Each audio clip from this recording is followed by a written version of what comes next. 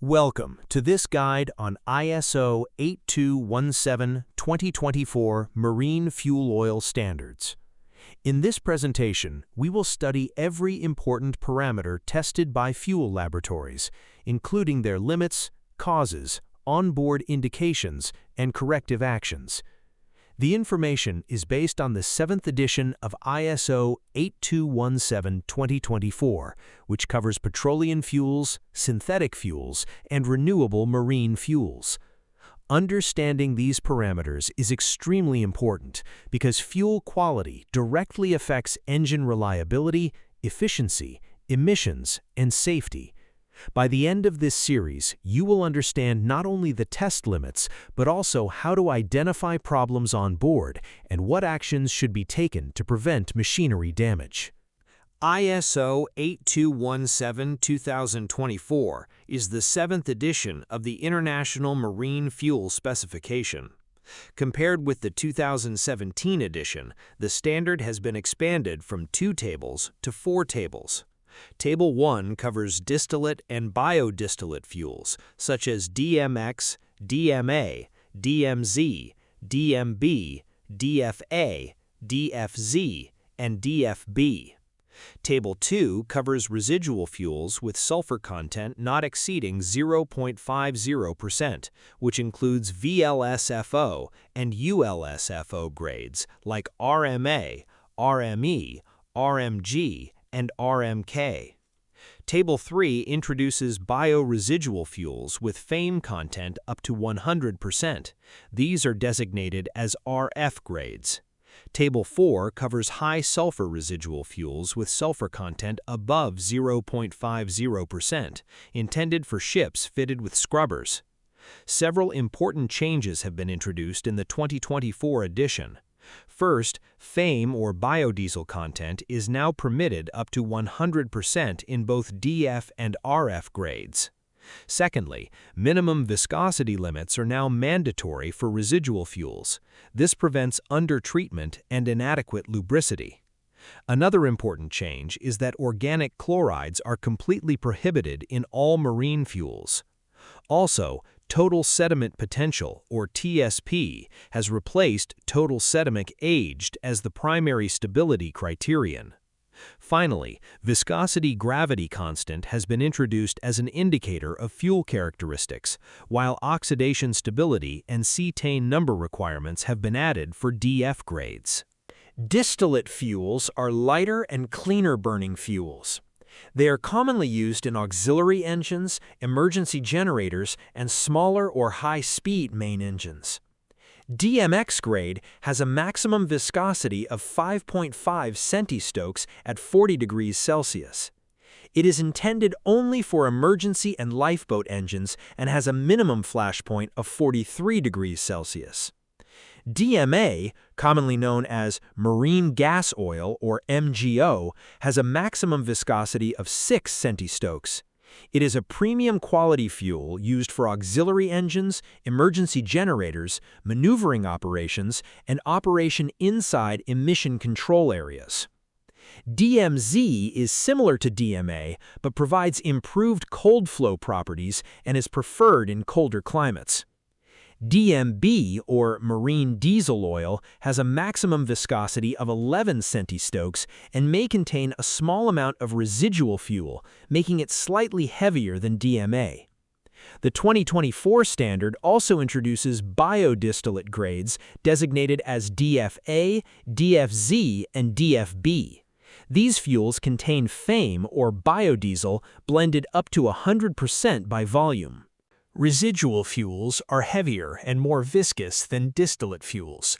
They are mainly used in slow-speed main engines and require heating, settling, and purification before use.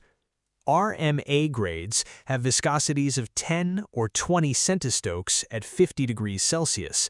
These are the lightest residual fuels and require minimum pretreatment.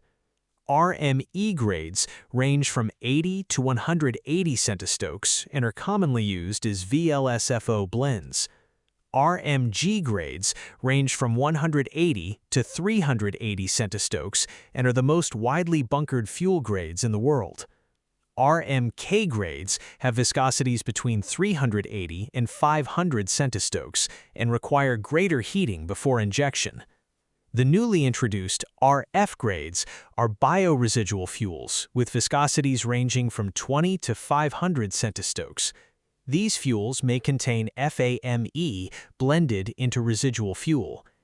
The H grades of RME, RMG, and RMK belong to Table 4 and represent high-sulfur fuels intended for vessels fitted with exhaust gas scrubbers.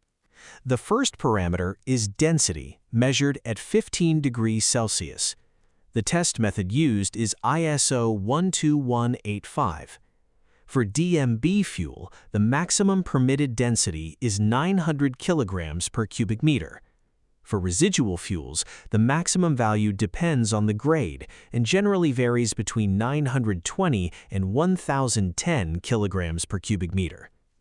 Density is very important because it affects purifier performance and gravity disk selection. When the density approaches or exceeds the density of water, separation of water and sludge becomes difficult.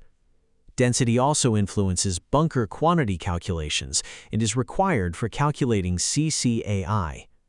There are several early indications that may suggest abnormal density. One indication is a large difference between the density shown on the bunker delivery note and the actual fuel density. Another sign is excessive sludge discharge or poor separation efficiency in the purifier. A density close to or above 1,000 kilograms per cubic meter is also a warning sign. To deal with this situation, always select the correct gravity disk or enter the correct density value in self-cleaning purifiers before using the fuel. The density should also be cross-checked with the bunker delivery note. If the density exceeds the purifier separation capability, the fuel should be segregated and the superintendent should be consulted before further use. Before we continue, if you're finding this explanation useful and you're preparing for MEO Class 1 exams, or simply want to strengthen your understanding of marine engineering concepts, consider subscribing to the channel. I regularly upload detailed and easy-to-understand videos on marine engineering subjects, marine fuels, MEO Class 1 preparation, and practical shipboard operations. Your support helps me continue creating quality educational content for marine engineers and seafarers around the world. Now, let's continue with the next parameter. The second parameter is kinematic viscosity, and the test method used is ISO 3104. For distillate fuels, DMA and DMZ grades have a maximum viscosity of 6 centistokes at 40 degrees Celsius, while DMB has a maximum limit of 11 centistokes. For residual fuels, the viscosity limit depends on the grade. For example, RMG 380 has a maximum viscosity of 380 centistokes measured at 50 degrees Celsius.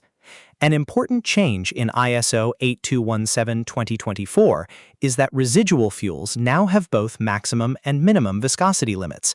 This minimum limit prevents undertreatment and ensures adequate lubricity. If viscosity is too high, atomization becomes poor. This leads to incomplete combustion, increased smoke, carbon deposits, and wear of pumps and injectors. If viscosity becomes too low, lubrication of fuel pumps and injectors becomes inadequate, causing internal leakage and increased wear. Viscosity also determines the heating temperature required before fuel injection. On board, problems may appear when the correct injection viscosity of around 12 to 15 centistokes cannot be achieved despite proper heater settings. Other indications include abnormal smoke, knocking, increasing fuel pump temperatures, or abnormal trends from the fuel viscometer.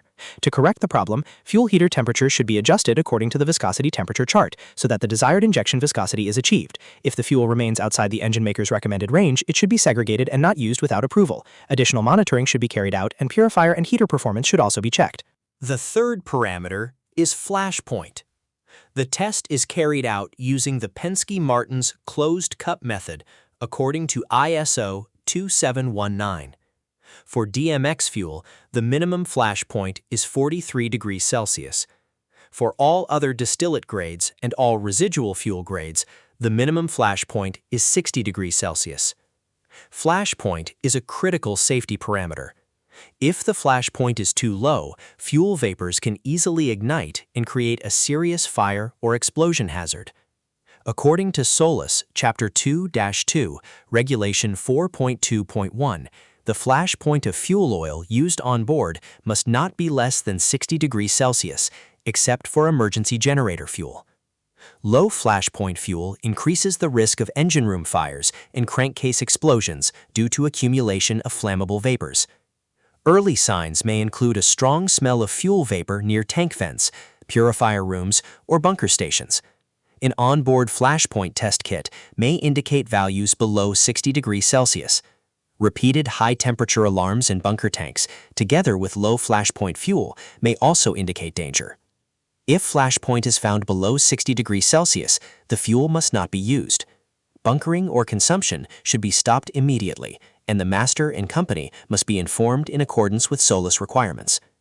The fuel should be kept segregated and must not be mixed with existing onboard fuel. The Port State and Flag Administration should be informed if required, and arrangements should be made with the supplier for resolution or safe disposal. The fourth parameter relates to combustion quality. For residual fuels, ignition quality is assessed using the Calculated Carbon Aromaticity Index, or CCAI, which is calculated from density and viscosity. For distillate fuels, ignition quality is represented by the Cetane index, or Cetane number. According to ISO 8217-2024, DMX fuel must have a minimum Cetane index of 45. DMA and DMZ grades require a minimum of 40. DMB requires a minimum value of 35. For residual fuels, the maximum CCAI ranges from 850 to 870, depending on the grade. A high CCAI value indicates poor ignition quality and longer ignition delay. This can cause rough running, excessive smoke, and knocking. Low cetane index values reduce auto-ignition quality in distillate engines and make starting difficult. Over time, poor ignition quality may increase cylinder pressure rise rates and accelerate piston and liner wear. On board, signs include engine knocking, rough running, misfiring, difficulty in starting auxiliary engines, and abnormal exhaust temperature differences between cylinders.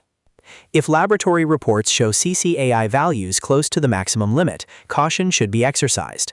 Corrective action includes reducing engine load and adjusting injection timing according to engine maker recommendations.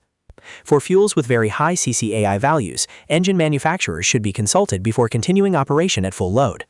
The event should be recorded in the fuel log, and suppliers should be informed to improve future fuel blends. The fifth parameter is water content, tested according to ISO 3733. For DMB fuel, the maximum allowable water content is 0.30% by volume. For residual fuels, the maximum limit is 0.50% by volume. Excessive water in fuel causes corrosion of pumps and injectors and promotes microbial growth, commonly known as diesel bug. Free water can cause injector knocking, loss of engine power, and in severe cases, hydraulic damage inside cylinders. Saltwater contamination introduces sodium, which combines with vanadium and increases high-temperature corrosion. Several onboard signs can indicate water contamination. Water in oil alarms may activate at the purifier outlet. Water or sludge may be found while draining settling or service tanks. Fuel samples may appear cloudy or hazy, and excessive sludge may accumulate in sludge tanks. To minimize water problems, settling and service tanks should be drained regularly. Purifier water seals and desludging intervals should be checked. Purifier throughput can be reduced to improve separation efficiency. If severe contamination or seawater ingress is suspected, the tank should be isolated and investigated for leaking heating coils, vents, or other sources of contamination.